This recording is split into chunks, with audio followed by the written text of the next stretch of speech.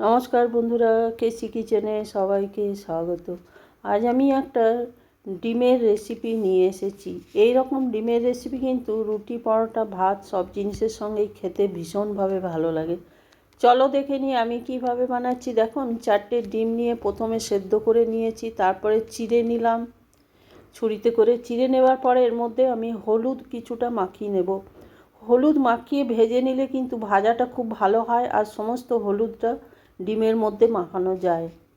দেখো, আমি একটু হলুদ দিয়ে খুব ভালো করে মাখিয়ে নেব। মাখিয়ে আমি ওইদিকে প্রায় 5-10 মিনিটের জন্য রেখে দিলাম। তারপরে দেখো, একটা বড় সাইজের আলু আমি সেদ্ধ করে নিয়েছিলাম ডিমের সাথেই, সেগুলোকেও আমি কেটে নিলাম, কেটে হলুদ মাখিয়ে নিলাম। এইভাবে যদি ডিম আর আলু যদি আগে হলুদ মাখিয়ে নেওয়া হয় তাহলে কিন্তু খুব ভালো করে ভাজা যায়। চলো দেখে নিই। এবারে আমি রান্নায় চলে যাই। দেখো, আমি কড়াইয়ে কিছুটা সর্ষের তেল দিয়ে সর্ষের তেলটা গরম হয়ে যাওয়ার পর ডিমগুলোকে প্রথমে খুব ভালো করে লাল করে উল্টোপাল্টা করে ভেজে নেব।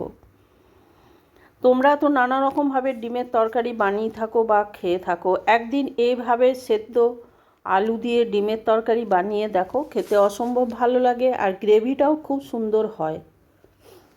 তারপরে দেখো, ডিমটা ভাজা হয়ে গেছে, তুলে রেখে দিলাম। এরপরে আমি আলুটাকে ভেজে নেব তেলের মধ্যে।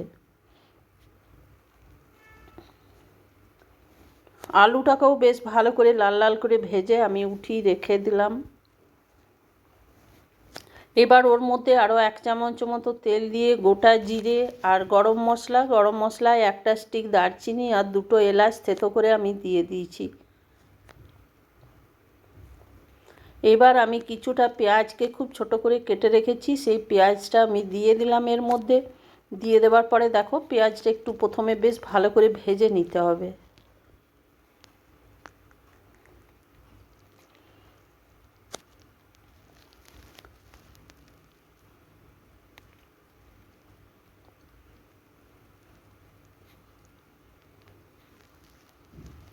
এরপরে দেখো, আমি তেলের মধ্যে পেঁয়াজগুলোকে সাইডে করে দিয়ে তেলের মধ্যে 1 চামচের মতো চিনি দিয়ে দিলাম। যেহেতু আমি তেলের মধ্যে চিনিটা দিই প্রথমেই, আমার একটু ভুল হয়ে গেছিলো বলে বা ভুলে গেছিলাম বলে আমি এখন তেলের মধ্যে চিনিটা দিলাম। চিনিটা তেলের মধ্যে দিলে কি হয়, তরকারির রং খুব সুন্দর হয় আর টেস্টও ভীষণ ভালো হয়। এরপরে দেখো, চিনিটা আমি ভালো করে একটু লাল হয়ে গেছে। এরপর পেঁয়াজটা আমি আরও একটু ভালো করে ভেজে নেব। এরপরে দেখো, আদা আর কাঁচা লঙ্কা আমি গ্রেট করে রেখেছি, সেটা আমি এটার মধ্যে দিয়ে দিলাম। আমি এটা বিনা রসুন দিয়ে বানাবো। তারপরে দেখো, টমেটো, একটা বড় সাইজের টমেটোকে আমি ভালো করে গ্রেট করে রেখেছি, সেইটা আমি দিয়ে দিলাম। তোমরা চাইলে এটাকে পেস্ট করেও দিতে পারো।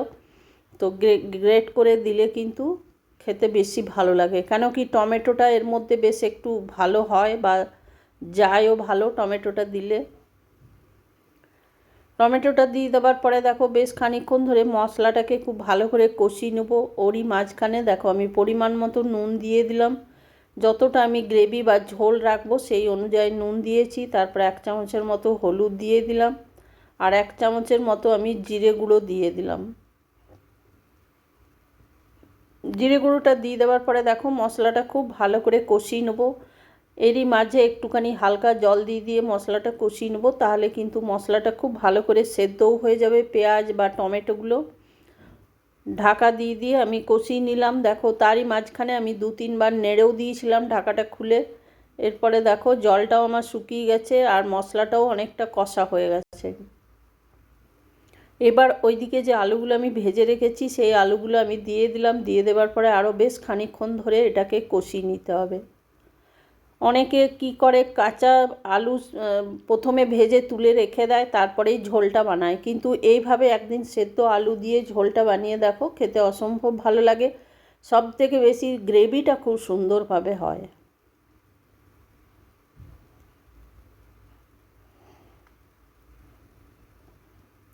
দেখো, মশলাটা আমার আলুর সঙ্গে কষানো হয়ে গেছে। এরপরে আমি এটার মধ্যে গরম জল, হালকা কুসুম গরম জল এর মধ্যে দিয়ে দিলাম আর 2টো কাঁচা লঙ্কাকে আমি দিয়ে ঢাকা দিয়ে 2-3 মিনিটের জন্য রেখে দিলাম। কেন কি এটা আমার সেদ্ধ আলু ছিল, বেশিক্ষণ ফোটানোর দরকার পড়বে না।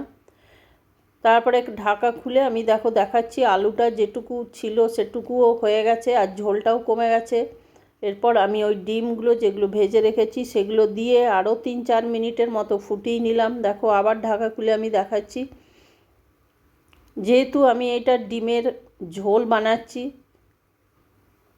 সেই জন্য এই ঝোলটা একটুখানি জলটা একটু রাখতে হবে। এরই মাঝে দেখো আমি আলুগুলোকে একটু ঘাটা ঘাটা হাতায় করে দিচ্ছি, তাহলে তরকারিটা খেতে ভীষণ ভালো লাগবে। ডিমের তরকারি বলো বা ডিমের ঝোল বলো।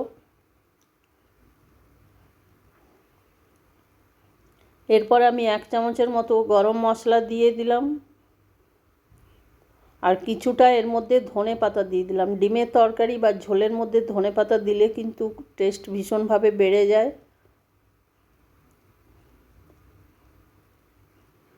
দেখো ডিমগুলো কত সুন্দর কালারটাও হয়েছে ডিমের তরকারিতে, আর খেতেও ভীষণ টেস্ট হয়। এইভাবে একদিন বানিয়ে দেখো, তারপরে আমাকে কমেন্ট করে জানিও কেমন হলো আমার এই রেসিপি। তারপরে দেখো আমি গ্যাসটা বন্ধ করে দিলাম। গ্যাসটা বন্ধ করে দিয়ে ঢাকা দিয়ে 5 মিনিটের মতো স্ট্যান্ডিং টাইমে আমি রেখে দিলাম। তারপরে দেখো ঢাকা খুলে দেখাচ্ছি। আমার রেসিপি যদি তোমাদের ভালো লেগে থাকে তো লাইক, শেয়ার ও কমেন্ট অতি অবশ্যই করে দিও। নতুন বন্ধুদের সাবস্ক্রাইব করার অনুরোধ রইল। তোমরা সকলে ভালো থেকো, সুস্থ থেকো। ফিরে আসছি পরের রেসিপি নিয়ে।